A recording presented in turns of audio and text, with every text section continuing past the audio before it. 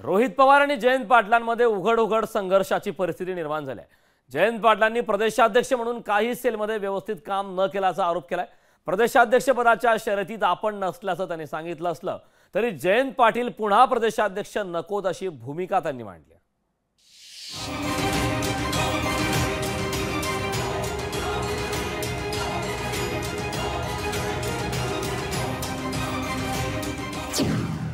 रोहित पवार जयंत पाटलांमधील संघर्ष शिगेला।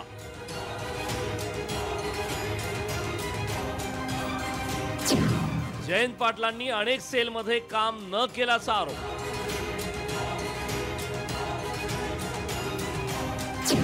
रोहित पवारांची जयंत पाटलांविरोधात जाहीर नाराजी।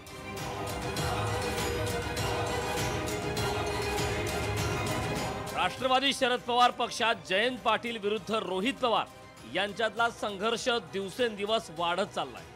पहिल्यांदा आमदार झालेल्या रोहित पवारांनी जयंत पाटलांच्या जाहीर उणिवा काढण्यास सुरुवात केली। जयंत पाटलांनी राष्ट्रवादीच्या अनेक सेलमध्ये जसं करायला हवं तसं काम न केल्याचा आरोप रोहित पवारांनी केलाय। जयंत पाटील साहेब चांगलं काम करतच आहे, त्यांच्या मार्गदर्शनाने खाली काम करायचंय, पण काम करत असताना जो युवा विद्यार्थी अजून इतर जे काही सेल आहे त्याच्यामध्ये खऱ्या अर्थाने काम करण्याची जरूरत आहे। माझं एकच मत असतं की पद असलं काय नसलं काय, एखादा मुद्दा जर महत्त्वाचा असेल तर त्याच्यावर लगेच बोललं पाहिजे। रोहित पवारांनी प्रदेशाध्यक्ष पदासाठी इच्छुक नसल्याचंही सांगितलंय। शिवाय जयंत पाटील चांगलं काम करत असल्याचंही ते म्हणाले। जो कुठला निर्णय घेतील पदाच्या बाबतीत माझ्या बाबतीत मी तयार आहे, आणि जो विषय प्रमुख पदाच्या बाबतीत त्यात मी स्वतः इच्छुक नाहीये। रोहित पवार आणि जयंत पाटील यांच्यातला संघर्ष शरद पवारांच्या मध्यस्थीनंतर 2 मिनिटांमध्ये मिटेल असं छगन भुजबळांनी म्हटलंय। राष्ट्रवादी काँग्रेस शरद पवार गटामध्ये रोहित पवार आणि जयंत पाटील यांच्यामध्ये वाद आहे, अंतर्गत वाद आहे, अशा प्रकारे चर्चा त्यांच्याच कार्यकर्त्यांमध्ये सोशल मीडियावर होत आहे। काय नाही, एकदा पवार साहेब दोघांना बोलवून घेतील, शांत होऊन जाईल।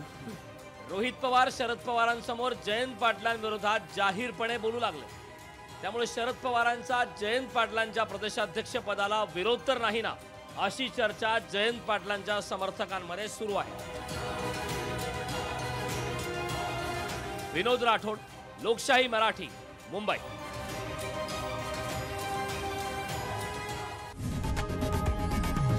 लोकशाही मराठी ऐका, पहा, जागरूक रहा।